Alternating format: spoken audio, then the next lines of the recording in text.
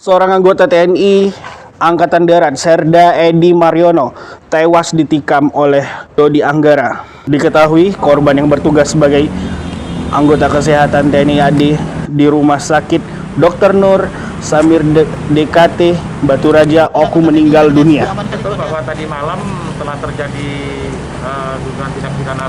Betul sekali bahwa tadi malam terjadi kasus 351 atau 3480. Nanti keterangannya akan kita konstruksikan kira-kira pasal apa yang paling tepat antara 351 340 pembunuhan ataupun penganiayaan berat yang mengakibatkan hilangnya nyawa orang lain. Dan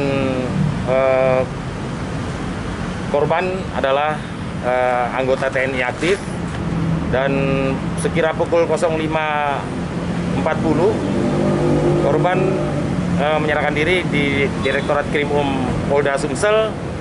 Kemudian dilakukan penahanan.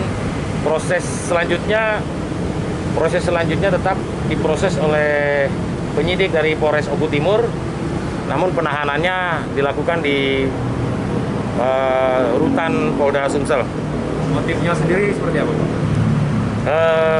Sekilas adalah karena cekcok mulut, ada terjadi sedikit kecelakaan, kemudian terjadi cekcok dan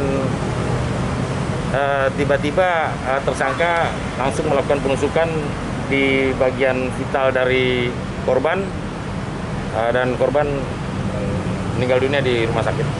Berarti untuk berkas-berkasnya sendiri itu sudah sejauh mana pemeriksaannya, Pak? Baru 1 hari kejadian dimintai keterangan saksi-saksi. Tadi setelah menyerahkan diri, langsung penyidik dari Oku Timur, Polres Oku Timur melakukan pemeriksaan terhadap tersangka.